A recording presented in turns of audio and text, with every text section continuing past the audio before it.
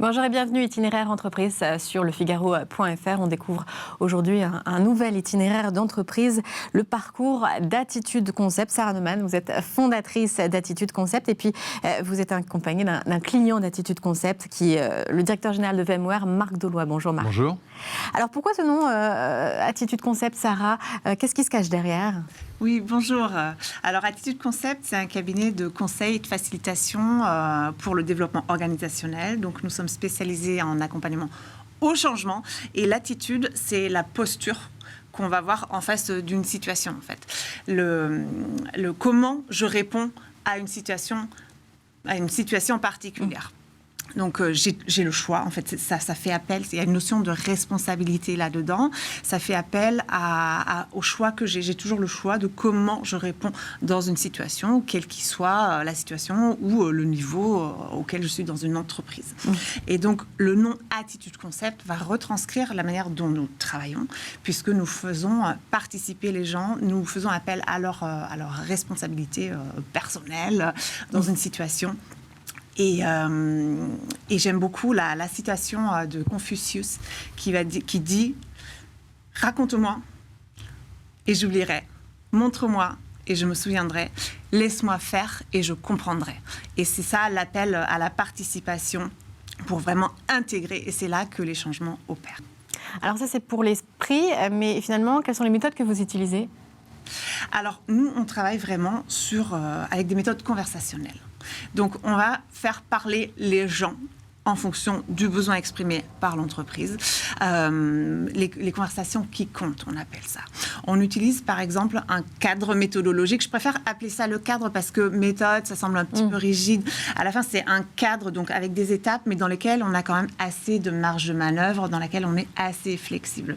Il y en a une qui est vraiment la posture de base que nous prônons, qui est la posture appréciative. C'est-à-dire, on va valoriser ce qui est là, sans nier les problèmes, mais on va vraiment porter le focus, le regard sur ce qui fonctionne, sur le positif, sur ce qui donne de l'énergie. Donc, cette méthode, elle s'appelle l'appreciative inquiry, donc l'exploration appréciative. Et elle porte par le questionnement, porter le regard sur ce qui fonctionne. Et après, travailler avec des méthodes de créativité, permettre aux gens de rêver, de définir une vision, une ambition commune, pour après en déduire un plan d'action très concret qui permet à l'équipe d'avancer dans un temps très rapide, au service de l'organisation. C'est de l'intelligence collective aussi, finalement. Exactement, oui. On travaille toujours en intelligence collective, c'est-à-dire on travaille avec les équipes, avec les organisations. L'intelligence collective fait appel à toutes les intelligences qui sont là, qui sont présentes dans un collectif, dans une équipe, dans une organisation. Donc, on va vouloir faire émerger toutes les compétences. C'est la collaboration, si vous voulez. Ce dont on se rend compte aujourd'hui, c'est que les dirigeants, les managers, ils en sont conscients. Marc pourra en parler tout à l'heure.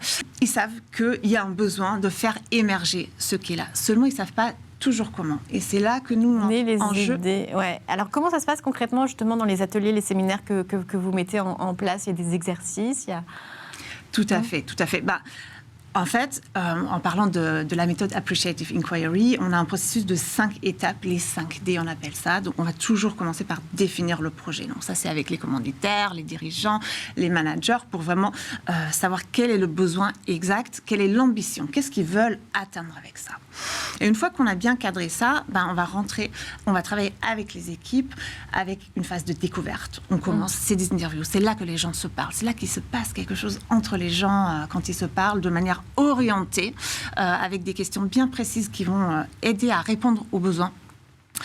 On va rentrer après dans la phase qu'on appelle le dream, donc vraiment le rêve. Avec tout ce qu'on a là, avec toutes les forces, les ressources que nous avons dans nos équipes, qu'est-ce qu'on peut faire? Vers quoi on pourrait tendre? Donc ça, c'est vraiment, on voit grand à ce moment-là. Puis on rentre dans la phase de design, le 4e D, où on va maintenant décliner cela dans le concret, en fait, un plan d'action concret et qu'on va après déployer. Et tout ça, en fait, ça va vraiment vite. C'est des ateliers, des séminaires qui vont durer 2 jours maximum pour vraiment sortir avec quelque chose d'ultra concret, mesurable, avec lequel les équipes vont pouvoir travailler Et évidemment que par la suite, nous, on accompagne aussi la mise en place, le déploiement du plan d'action en intelligence collective. Et vous le faites d'ailleurs de manière internationale, parce que vous le faites en plusieurs langues. Absolument, absolument. Alors, dû à mon parcours personnel, je suis franco-allemande, j'ai grandi en Allemagne, bon, ça fait 15 ans que je vis en France maintenant, et aussi aux expériences de mes collaborateurs qui ont beaucoup d'expérience à l'international. Nous, on propose des interventions en français, évidemment, en allemand, en anglais. Parfois, c'est les trois à la fois, en fonction, encore une fois, du besoin de l'entreprise. Et on est pas mal appelé aussi sur des interventions de management interculturel. Ça peut être dans les fusions, acquisitions, ça peut être quand les entreprises vont à l'international, ce genre. Justement, on va voir un exemple concret avec Marc Deloy. Vous êtes le directeur général de VMware et donc vous avez fait appel à Attitude Concept. Alors, pourquoi avoir fait appel à Sarah? Quels étaient les besoins initiaux? Alors d'abord, avant d'avoir fait appel à Sarah, on a relancé ce qu'on appelle, nous, le POD, donc Power of Diversity, il y a un peu moins de 2 ans, pour réfléchir à tous ces éléments de diversité, quel impact pour les entreprises. Et donc, au mois de mars, le jour des droits de la femme, on a fait appel à Sarah pour réfléchir ensemble à quel est l'impact sur le sexisme dans les entreprises. Donc on a fait des ateliers, l'idée par Sarah, des ateliers collectifs, pour réfléchir qu'est-ce que le sexisme dans une entreprise, quel est l'impact du sexisme, comment on peut contourner, comment on peut répondre au sexisme. Et on a eu un atelier où beaucoup de collaborateurs ont participé afin de réfléchir ensemble et collectivement. Donc ça a été le premier atelier qu'on a fait ensemble. Ensuite, on a fait un deuxième atelier sur lequel j'avais l'idée des choses sur la partie communication, parce que VMware est en cours de rachat. Ce rachat a été annoncé au mois de mai. Et donc, je trouvais qu'il était important de réfléchir comment on pouvait communiquer, comment on pouvait améliorer la communication en interne entre les collaborateurs. Et cette communication également, elle a été faite sur les ateliers d'1 heure, où les collaborateurs pouvaient discuter ensemble avec 2 éléments. L'écoute, qui est le plus important quand on communique. Si on n'écoute pas les gens, on n'arrive pas à avancer. Et comment on crée une communication positive de ces sujets-là, qui était un élément important et qui permet aujourd'hui, chez VMware, d'avoir une meilleure communication, d'avoir des collaborateurs plus engagés, des collaborateurs qui ont capacité à échanger ensemble, des collaborateurs qui ont moins peur, parce qu'on pouvait avoir de temps en temps des collaborateurs qui avaient peur de s'exprimer, qui avaient peur de partager leurs idées. Et donc, on voit qu'il y a beaucoup plus de créativité aujourd'hui chez VMware, suite à l'intervention de Sarah. Et ça nous permet aujourd'hui de garder nos talents.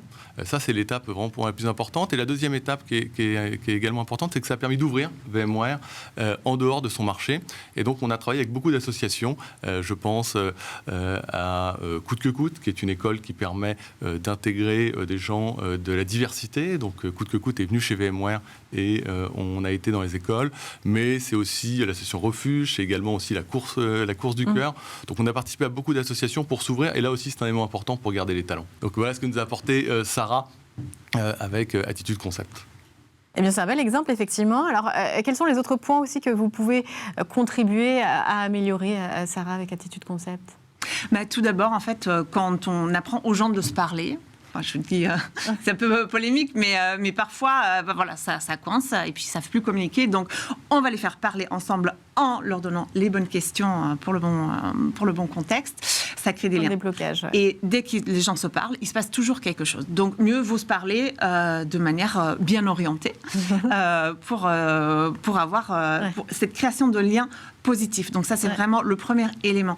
Et quand on crée du lien et que c'est positif, il y a une confiance qui se développe, qui est bénéfique à la collaboration de manière générale et qui va permettre aux équipes de collaborer, de coopérer, de travailler ensemble vers un objectif commun, qui est la vision, la stratégie de l'entreprise. Très bien, merci de nous avoir présenté donc Attitude Concept. Et puis merci Marc aussi d'être venu nous raconter votre expérience. C'était Itinéraire Entreprise. À bientôt pour une prochaine émission.